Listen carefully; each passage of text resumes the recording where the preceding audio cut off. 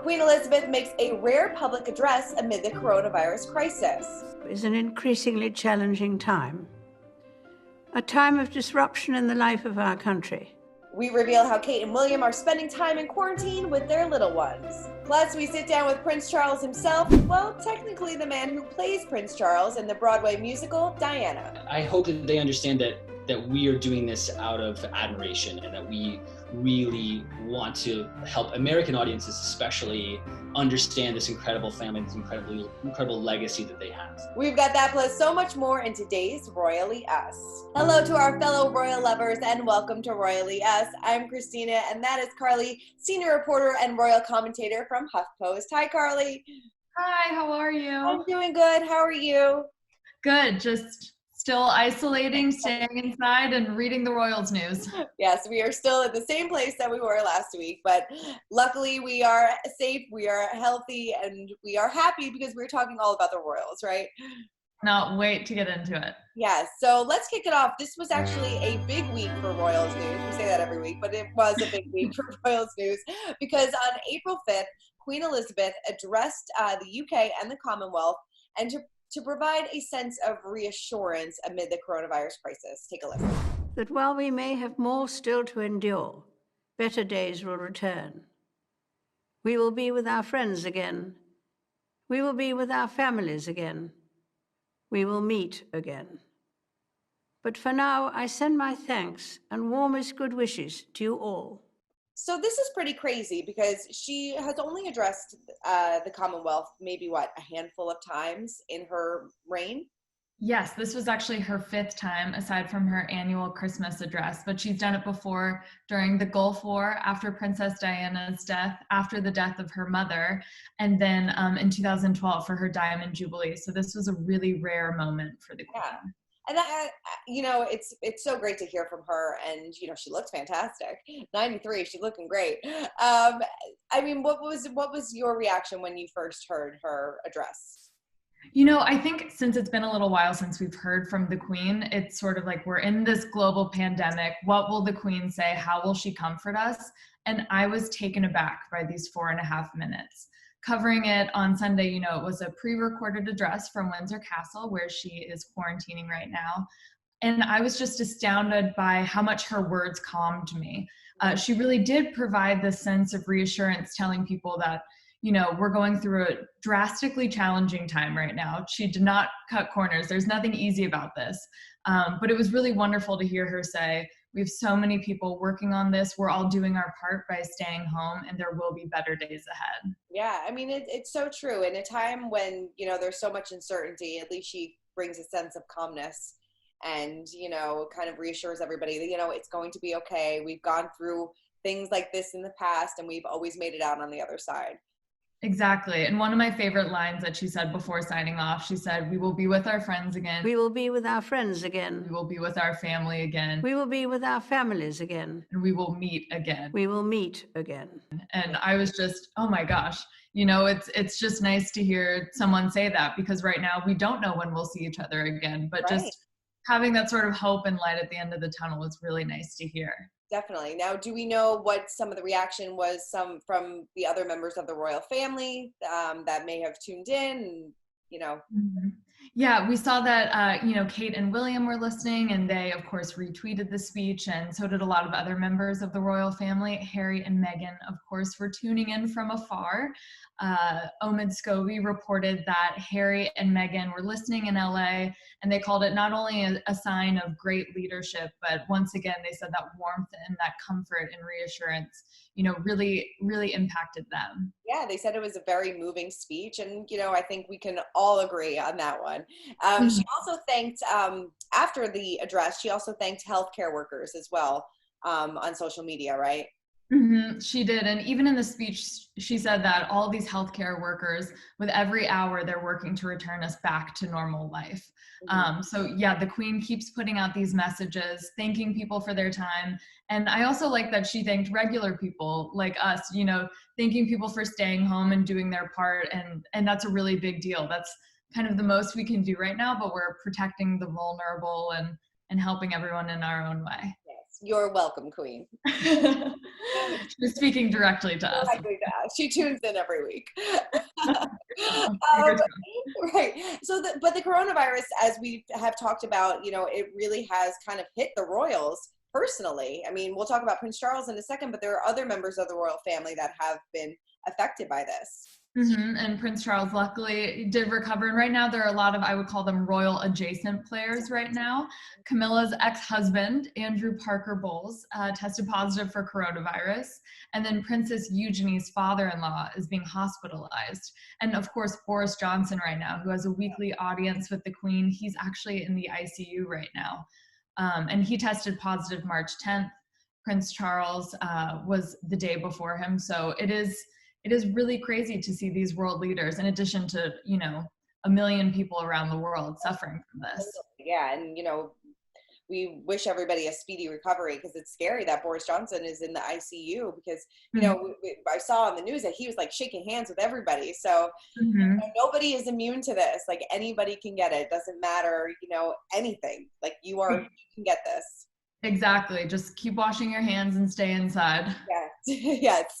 And I'm sure Prince Charles probably is doing that right about now, because the Queen's address came several days after Prince Charles actually made his first statement about contracting coronavirus. So take a listen to this. Having recently gone through the process of contracting this coronavirus, luckily with relatively mild symptoms, I now find myself on the other side of the illness, but still in no less a state of social distance and general isolation.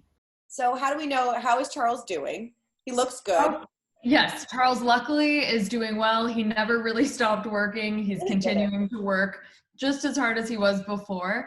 He actually opened a hospital digitally last week, becoming the first royal to do so. And he recorded a video message, really breaking his silence on the first time that, he spoke about having coronavirus. And he called it a very weird, distressing experience, and said that he and Camilla's heart really goes out to anyone elderly or really anyone suffering from this, because he knows firsthand, how bad it can be. Luckily, he said that, he had mild symptoms. So it didn't seem like he had a really bad case of it, but still, it forced him into isolation with Camilla. Probably can't see the Queen for a very long time, but, he's still working from home like the rest of us. He is. Yes, actually, he inspired my work from home setup today. I saw that he'd used a really big red royal box, which is how they get their information delivered every day.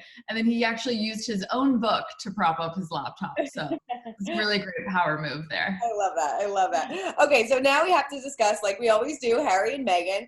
They are setting up in California, and we've got details on their brand new life. So let's spill the royalty on Harry and Meghan. So this week we saw some big changes with their Instagram account, right? We did, because as we know, they're no longer updating their Sussex Royal account. And if I can get those 11 million followers, Instagram, let me know. But before they said that they're no longer updating, they added 2 followers, or 2 people that they're following on the account.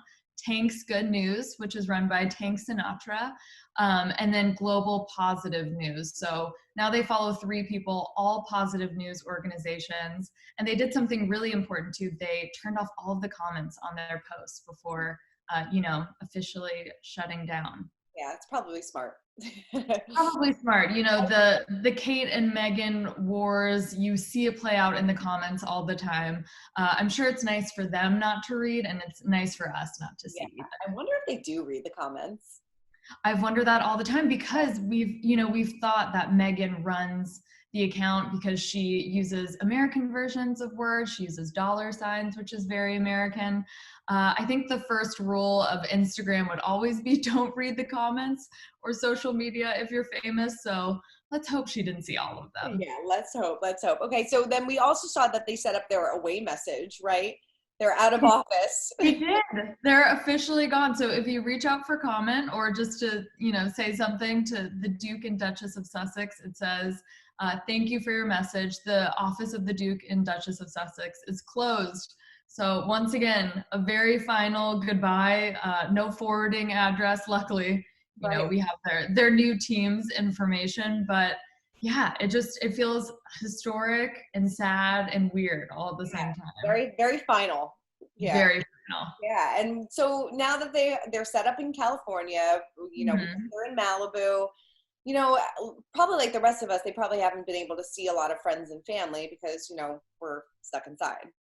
Right. And as we know, Megan's mom, Doria Ragland, lives in LA. So I'm sure that it is absolutely heartbreaking not to be able to hug your mom, especially during this time. But they have a lot of famous friends like the Clooneys, James Corden. They aren't able to see anyone right now. And, we don't really have an end date for when it'll be okay to see people. So right now, to be holed up in a mansion in Malibu, it doesn't sound too bad. It doesn't really sound bad at all. I'm sure they can take little Archie to the beach whenever they want. I mean, it must be nice. Probably that's some yoga. Yeah. Exactly. Yeah. No, that we hear that, they're doing yoga. They're, kind of spending time together. And I'm sure they're probably working hard on their next project because now they really have the time, I guess. Right. They do. And we did get some details about that new project just yesterday. Harry and Meghan didn't officially launch the project. They responded to a report that saw that they trademark Archewell. It comes from a Greek word meaning source of action, and it was actually the inspiration for little Archie's name, which is so cute.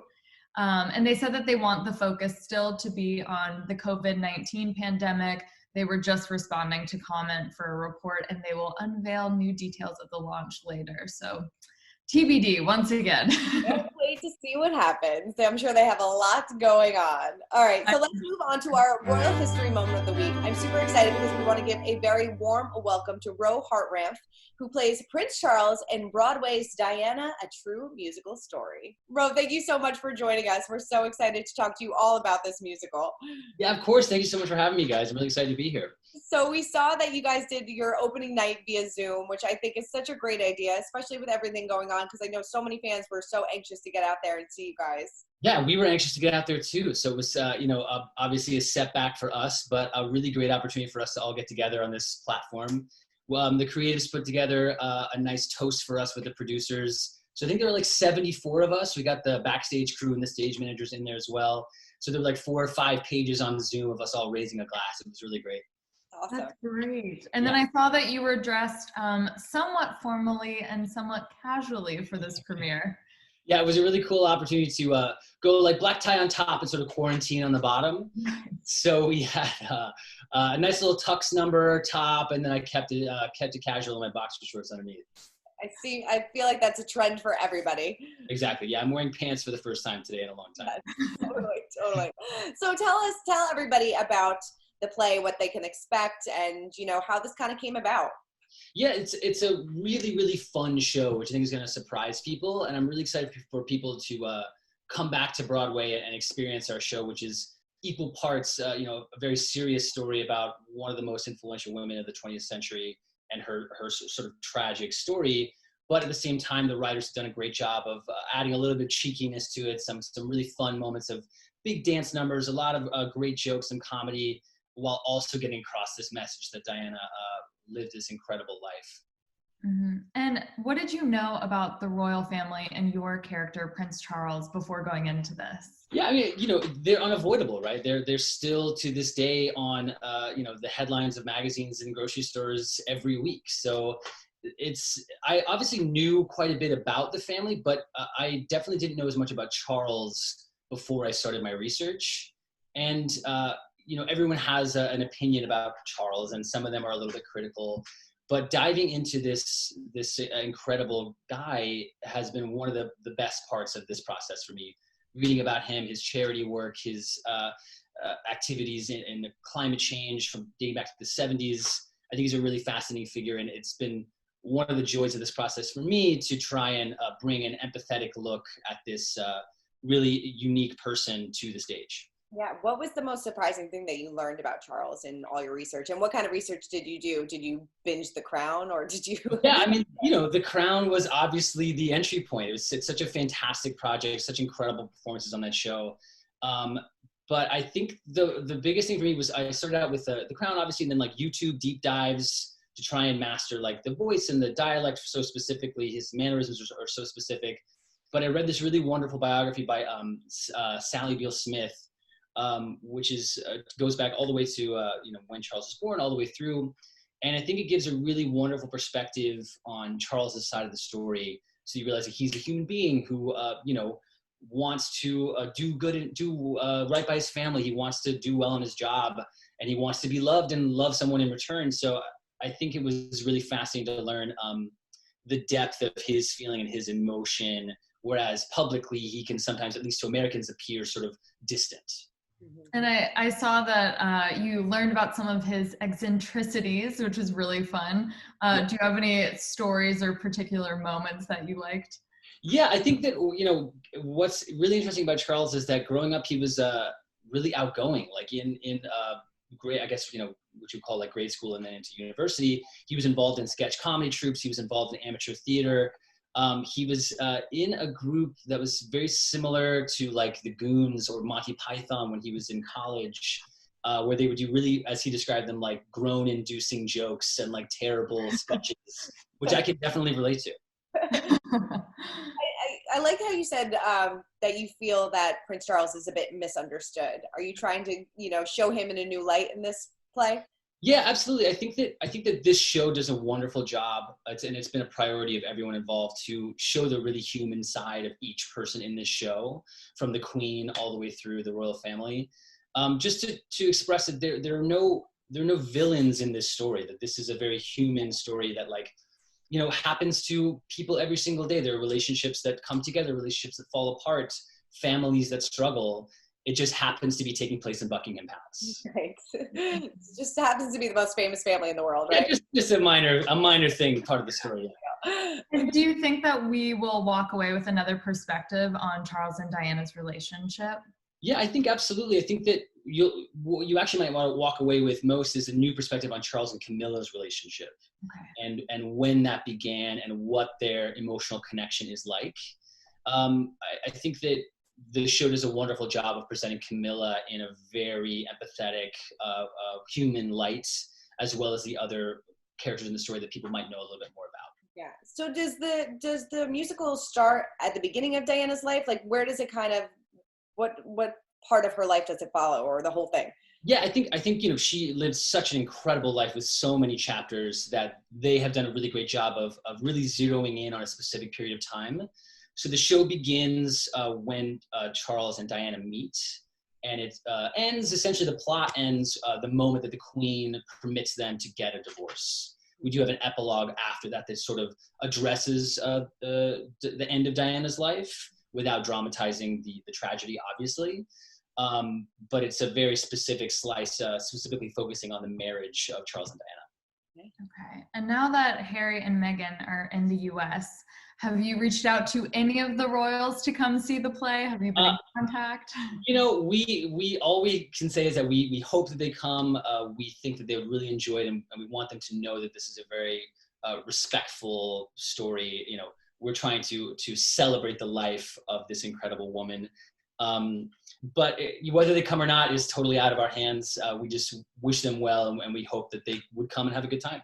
Yeah. What do you think the reaction of Prince Charles would be if he saw it, and what would you say to him if you got the chance to meet him? I think he's such a fascinating guy, and honestly, what I would love to pick his brain about most is organic farming. Really? Which is such a funny, like offbeat thing to want to talk about of all the things. But it's one of his passions that I'm also really interested in. I grew up on a farm with my family. My father keeps bees and makes his own honey. So I'd really love to talk to him about his techniques and his passion for heritage farming and organic farming. I think that the royal family, I can't imagine how strange it must be to be at the center of so much attention, right? So they've lived their whole lives in the spotlight, and it must be incredibly strange to know that someone is portraying them on a stage and putting music to their life. But I hope that they understand that we are doing this out of admiration, and that we really want to help American audiences especially understand this incredible family, this incredible legacy that they have. Mm-hmm. And you guys really couldn't have picked better timing, as far as a few months ago with some hiccups in the timing for sure. Pandemic. But do the cast and crew talk about Harry and Meghan's exit? Do you guys have any thoughts on that? Well, I think it's unavoidable, right? Like it was at least 2 months ago. It was one of the biggest headlines in the media. So it was something that we definitely talked about, that we all were texting about when it happened, and like we can't believe it was happening the way it was. But I think that our show obviously talks about the previous generation or the years before Harry was born, or right around when Harry was born. So I think this show actually will give people who may be becoming aware of the royal family just now with the Harry and Meghan situation a chance to understand the context, the greater context of what happened before, and really how similar or what sort of echoes there are in Harry's story that happened first in Diana's story. Do you have a favorite musical number from it? Oh man, the ballads that you guys are going to hear Gina Duvall sing, who plays Diana, are mind-blowing. I cannot wait for everyone to hear her sing. And I choose happiness, I choose a fresh new start. But I think one of my favorite numbers is the big dance number in Act 1 that's called This Is How Your People Dance. Mm-hmm. And it's a moment of joy, a celebration of sort of like rebellion on Diana's part, where she's zoning out during a cello concert. It's a really, really fun number. I can't wait for people to see it. I can't wait. And I have had a friend who was lucky enough to see this in previews, and he told me all about it. Cool. And he said that he was just blown away by the costumes too. Do you have a favorite outfit that you wear? I do, actually. There's a really wonderful dressing robe that they've made from scratch. That's like this incredible, like sort of paisley brocade and like this beautiful quilting around the wrists and things, and it goes like floor length. We call it my wizard robe on set. But it's a really great outfit that I get to wear that I might actually sneak out of the theater with when this is all said and done. I was going to say, you should have brought that home during your quarantine. It's going to be great for quarantine. Yeah, I think Charles is probably pretty comfortable in quarantine right now. I'm pretty sure. Yeah. Did you reach out to him after he got the coronavirus? I sent him a lot of mental messages, a lot of encouragement on my end, but I don't quite have the channel set up to communicate with his. And I mean, obviously everything is up in the air of when Broadway will be back. Have you heard anything? Do you know any timeline whatsoever? Yeah, I do. We don't know a specific timeline. I mean, we are all listening to the Broadway League and to Governor Cuomo in their discussions about what can happen when. I think that what we all want to put first and foremost is the safety of the audiences, the cast, the crew. So we've just got to sort of bide our time and wait and, do our warm-ups at home for a little while. Definitely. Well, we cannot wait for you to get back on stage. We are so excited for this. And once excited. Broadway is back, make sure to catch Ro on stage in Diana, A True Musical Story. Thank you so much for spending some time with us. Thanks for having me, guys. This was great. Thank you. Nice to meet you. See ya. So excited. Okay, so now it's time to break down the royal rules and give you all the information on how William and Kate are spending time behind closed doors during this quarantine. So let's break down the royal rules of quarantine with William and Kate. So how are they keeping the kids busy? They said that it was a little hard, according to this Us Weekly reporting, that George and Charlotte, they are 6 and 4. A little hard to settle them down right now, make them sit in front of a computer and do homeschooling. But they've established a routine, which I think, as we all know, is very important for kids and even important for adults right now. Yes, and we hear that Charlotte and George are getting along very well. He is helping her with her gymnastics. So they're doing cartwheels and headstands together. So they're getting along. Louis trying to get in on the action. But I feel kind of bad. Well, I do feel bad for Louis because he's about to turn 2. And it looks like they're going to have to kind of change their birthday plans for him, right? It does. And I saw that according to Us Weekly, they are going to have to do something very small. William said he's going to FaceTime with the Queen so she can see little Louis' 2nd birthday, and then do something, just grill out, cook some chicken, cook some hamburgers.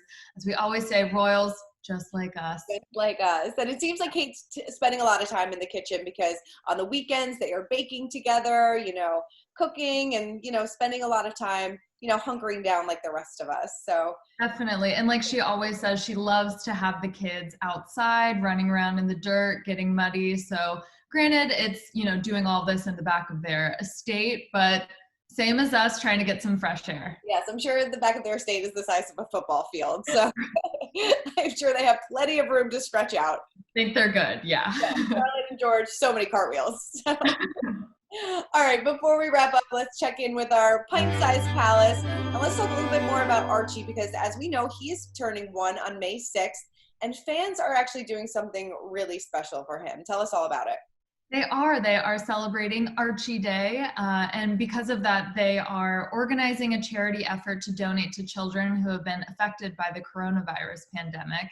And this is something that the fans typically do for really big moments in Harry and Meghan's relationship. I actually spoke to someone who is behind a lot of these big moments. Her name is Michelle. She's based in Australia, and she said that they were trying to plant, a ton of trees before Archie's birthday. They've done a global Sussex baby shower before he was born that raised money for charity. And then once again, doing something for Prince Harry's first Father Day. So these fans are really involved in making a difference in the real world. And that's got to make them feel good. With all the backlash and all the negative press that they usually get, like this is right. Something that is nice.